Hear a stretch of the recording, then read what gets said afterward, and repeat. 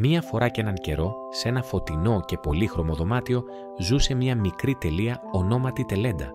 Η Τελέντα ήταν πολύ περίεργη και αγαπούσε να κοιτάζει έξω από το παράθυρο, ονειρευόμενη τον μαγικό κόσμο του ουρανού.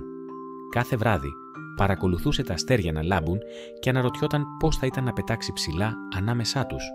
Μία μέρα, καθώς η Τελέντα έπαιζε στο δωμάτιό της, μια πανέμορφη μαγική πεταλούδα εισήλθε.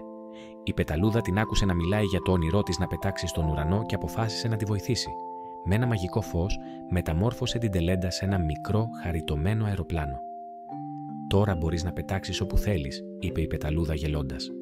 Η Τελέντα ένιωσε ενθουσιασμένη και άρχισε να πετάει ψηλά, αφήνοντας πίσω της το δωμάτιό της. Καθώς ανέβαινε στον ουρανό, η Τελέντα είδε τα σύννεφα να είναι γεμάτα χρώματα και μορφές. Κάθε σύννεφο είχε τη δική του προσωπικότητα και τα χαμόγελά τους την έκαναν να νιώθει ευτυχισμένη. Η Τελέντα πετούσε ανάμεσα τους, γελώντας και χορεύοντας. Στη συνέχεια συνάντησε ένα λαμπερό αστέρι, τον Στάρλιν. Ο Στάρλιν την καλωσόρισε και της έδειξε πώς να φτιάξει φως με την καρδιά της. «Κάθε φορά που λάμπεις, κάνεις τους ανθρώπους να χαμογελούν», της είπε. Ο ουρανός γέμισε με άλλα μικρά αεροπλάνα και αστέρια και όλοι μαζί διοργάνωσαν μια μεγάλη γιορτή. Χόρευαν, τραγουδούσαν και μοιράζονταν ιστορίες. Η Τελέντα ένιωσε πιο ευτυχισμένη από ποτέ, περιτριγυρισμένη από φίλους και γέλια. Αλλά καθώς η νύχτα προχωρούσε, ήρθε η ώρα να γυρίσει σπίτι.